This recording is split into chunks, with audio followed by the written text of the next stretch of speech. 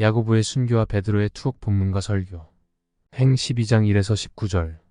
그때에 헤롯 왕이 손을 들어 교회 중에서 몇 사람을 해하려 하여 요한의 형제 야고보를 칼로 죽이니, 유대인들이 이 일을 기뻐하는 것을 보고 베드로를 잡으려 할세 때는 무교절 기간이라. 잡음에 옥에 가두어 군인 내식인 네페에게 맡겨 지키고 6월절 후에 백성 앞에 끌어내고자 하더라. 이에 베드로는 옥에 갇혔고 교회는 그를 위하여 간절히 하나님께 기도하더라. 헤롯이 잡아내려고 하는 그 전날 밤에 베드로가 두 군인 틈에서 두 쇠사슬에 매어 누워 자는데 파수꾼들이 문 밖에서 옥을 지키더니, 호련히 주의사자가 나타나매 옥중에 광채가 빛나며 또 베드로의 옆구리를 쳐 깨어 이르되 급히 일어나라 하니 쇠사슬이 그 손에서 벗어지더라.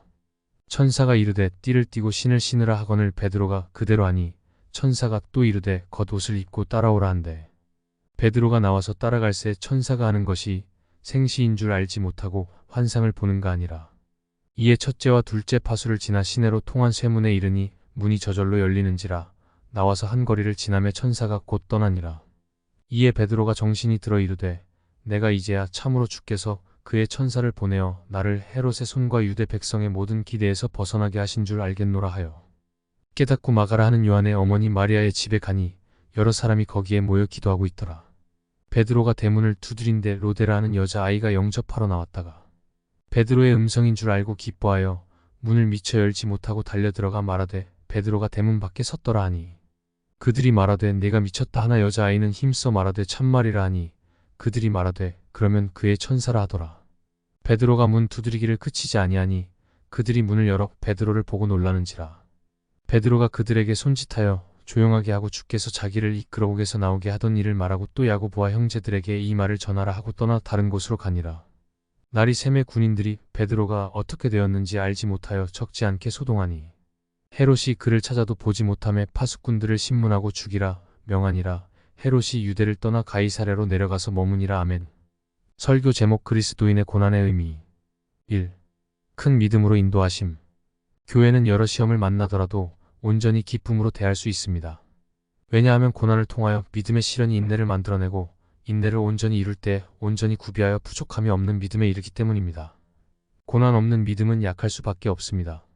하나님이 베드로를 인도하심에 있어서 베드로에게 큰 믿음이 필요했습니다.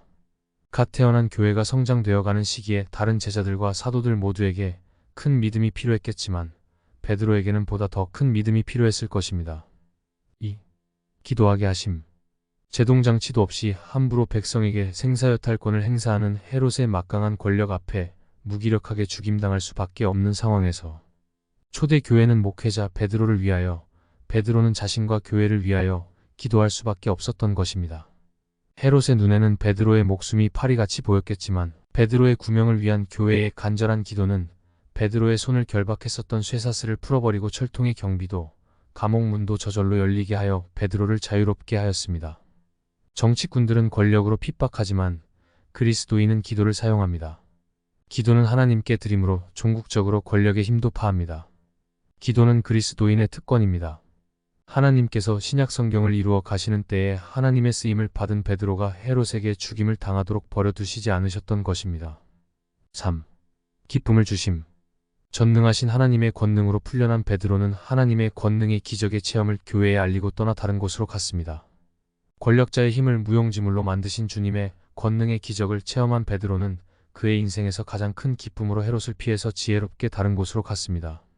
교만한 헤롯은 며칠 후 하나님의 징벌을 받아 벌레에게 먹혀 죽게 됩니다. 아멘.